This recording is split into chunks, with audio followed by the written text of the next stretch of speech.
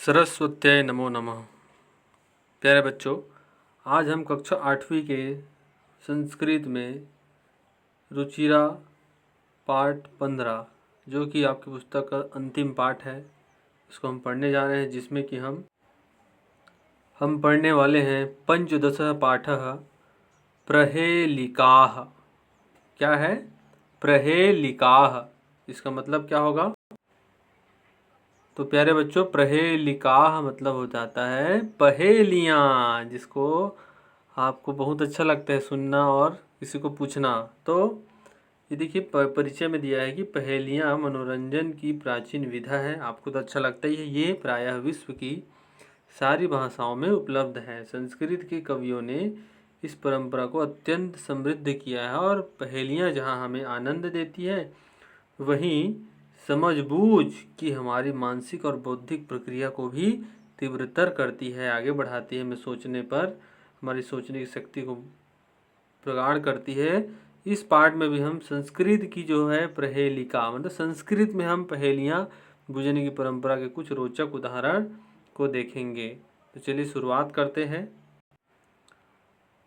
चूँकि पाठ को समझने के लिए पाठ में थोड़े से ये देखिए शब्दार्थ दिए गए हैं। हंती माने मारता है, कातर माने कमजोर, सीमंतिनीसु माने नारियों में, को अभूत कौन हुआ, संजघान माने मारा, कंस जंघान माने कंस को मारा, शीतल वाहिनी ठंडी धारा वाली, और का शीतल वाहिनी काशी की भूमि पर बहने वाली ठंडी धारा।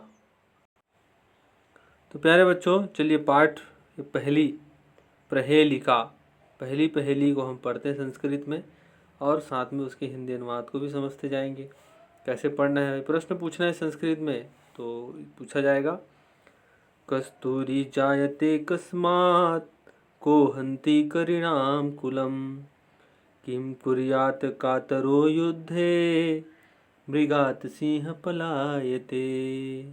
देखिए हिंदी में क्या कहा जा रहा है कि कस्तूरी किससे मिलती है, हाथियों के झुंड को कौन खत्म करता है, युद्ध में कायर क्या करते हैं। ये देखिए प्यारे बच्चों, इसमें 3 प्रश्न हैं। तो इसका उत्तर ये देखिए नीचे का जो लाइन ये पर दिया है शब्द मृग सिंह पलायते। तो कस्तूरी किससे मिलती है, तो ये पहला का उत्तर हो जाएगा मृगात, हिरण से मिलती है। हाथियों के झुंड को कौन खत्म करता है, तो सिंह शेर। और युद्ध में कायर क्या करते हैं, तो तीसरा भागते हैं। ये देखिए ये एक साथ पहेली और उसका उत्तर 3 प्रश्न हो जाएंगे और ये चौथा पंक्ति उसका उत्तर है। तो इस तरह से आप जो है मनोरंजक तरीके से आप संस्कृत की पहेलियों को आपस में मित्रों में याद करके पूछिए। आगे देखते हैं। सीमंतनीसु का शांता राजा को अभूत गुणोत्तम, विद्धि का सदा वंदा अत्रैवोक्तम न बुध्यते।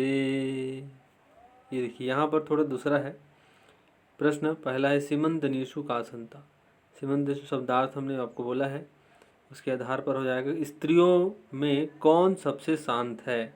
पहला प्रश्न पहली का, सबसे गुणवान राजा कौन है, विद्वान सदा किससे पूजा करते हैं, इसकी पूजा करते हैं। और यह नहीं कहा गया है, यहाँ पर इस पंक्ति में कुछ नहीं कहा गया, आपको यहाँ पर उत्तर नहीं बताया गया, आपको सोचना है। तो चलिए बताइए, स्त्रियों में सबसे कौन शांत, समस्त जो विदुषी हुए हैं, जो बहुत पौराणिक जो स्त्रियाँ हुए हैं, देवी हुई हैं, उनमें कौन सी देवी है जो सबसे शांत है, तो उसका उत्तर आपको है माँ सीता। सबसे गुणवान राजा, सभी राजाओं में सबसे गुणवान राजा कौन हुए, तो राजा राम। और विद्वान सदा किसकी पूजा करते हैं, तो विद्या की। तो इसका तीसरा का उत्तर हो जाएगा विद्या, दूसरा का हो जाएगा राम और पहला का उत्तर हो जाएगा सीता। तो इस तरह से आप इसे याद रखेंगे, इसका उत्तर नहीं दिया गया है। तो प्यारे बच्चों, अगली पहेली क्या कहती है। कम संजघान कृष्ण का शीतल वाहिनी गंगा, केदार पोषण रता कम बलवंत न बाधते सितम। कृष्ण ने किसका वध किया? पहला प्रश्न। गंगा कहाँ ठंडी धारा वाली है? कहाँ पर ठंडी धारा के साथ बहती है? कौन पत्नी का ध्यान रखता है? किस बलवान को ठंड नहीं लगता? यहाँ पर चारों प्रश्न है, उत्तर आप लोग को पता भी है। कृष्ण ने किसका वध किया? तो कंस का पहला उत्तर हो जाएगा, कंस। और दूसरा, गंगा कहाँ ठंडी धारा वाली है? कहाँ पर गंगा जो है ठंडी धारा बहती है? तो काशी में। और उसके बाद बोला जा रहा है कौन पत्नी का ध्यान रखता है भाई? तो पति ही रखता है ना।